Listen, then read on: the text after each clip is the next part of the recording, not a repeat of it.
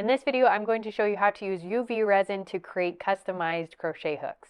Hey Sugar Snaps, if you're new here, my name is Brittany. Welcome to the channel. Here on Textile Indie, we're sharing a series of videos for Vlogmas where we're doing projects and tutorials that are holiday themed or related. And today's project makes a great gift because you can customize a set or a single crochet hook in any way that you desire and either use it yourself or gift it as a sweet holiday gift for your crafty friends.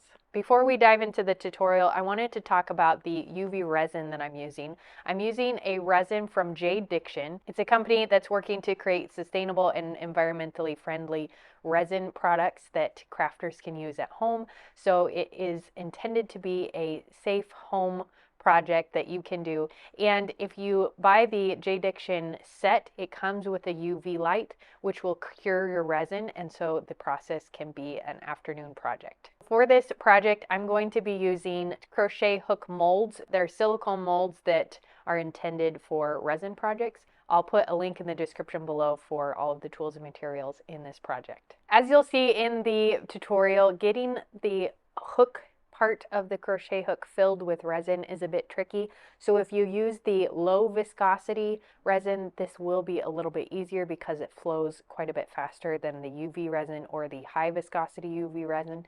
So a low viscosity UV resin is ideal for this project. I did just use the regular UV resin to make my crochet hook. But just a note, it will be more challenging that way. To make this crochet project even more fun, I pulled out some of my natural dye materials to incorporate some of those elements into my crochet hook. So in today's project, I'm using some flower petals from a dye plant and some gold leaf. The tricky part with the resin crochet hooks is getting the resin into the hook part of the crochet hook.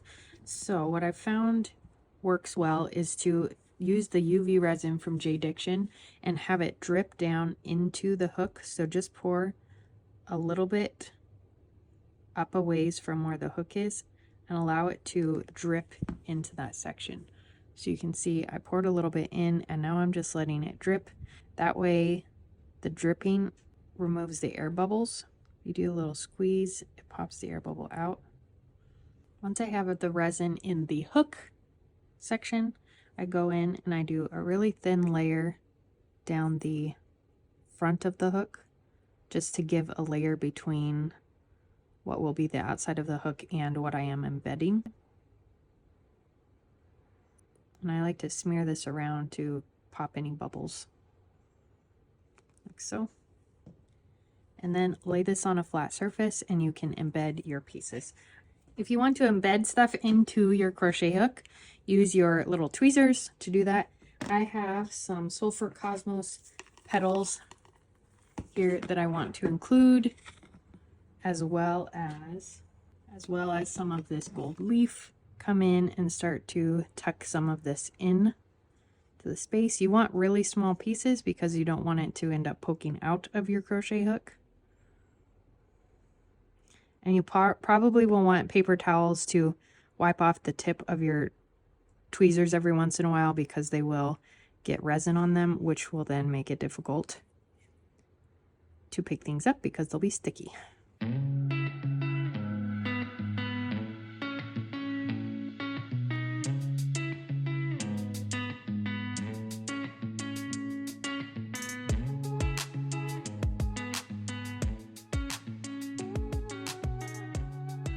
Once you have your items embedded into your crochet hook, then it's time to put a layer over top.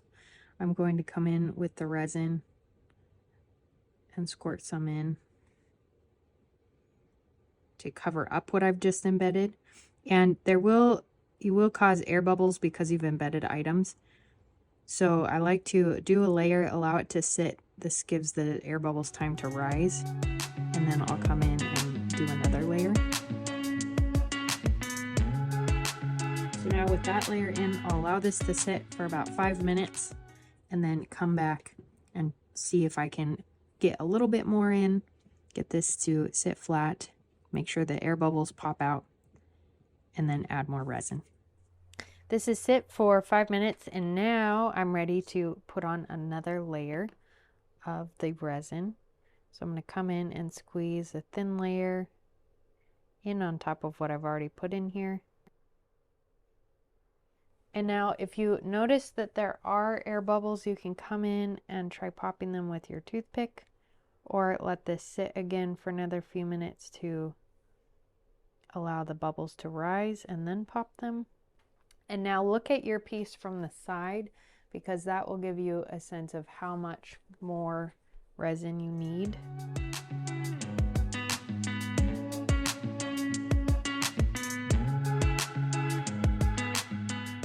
Again, you can allow this to sit for another 5 minutes to ensure that there aren't any bubbles, and make sure that this levels, and then we'll put it under the light.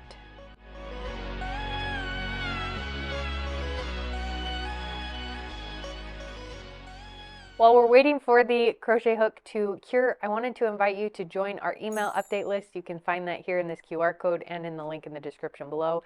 In January, we're going to be doing a January challenge here on the channel, every day covering a different topic around the idea of creating a creativity practice in your daily life. So I'd love to have you join and get updates for that challenge by signing up for our email list. Okay, I've been curing this under the light for quite a while now, and it doesn't feel sticky on the surface. The inside doesn't feel like liquid, so I think it's dried through. Now I'm going to take it out. So I'm going to start with the end, lift the end off, and then try to gently loosen the head and slide the head out. There we have it. This is probably my best tip yet. Actually formed a nice tip. I am going to run it under the light again because this side is a little sticky, and because the mold is silicone and it's curvy, I ended up with a slightly curved handle here, but it feels good in my hand. It will need a little bit of sanding to sand off or buff off the crisp edge from the mold, but otherwise I have a Sulfur Cosmos and gold embedded crochet hook.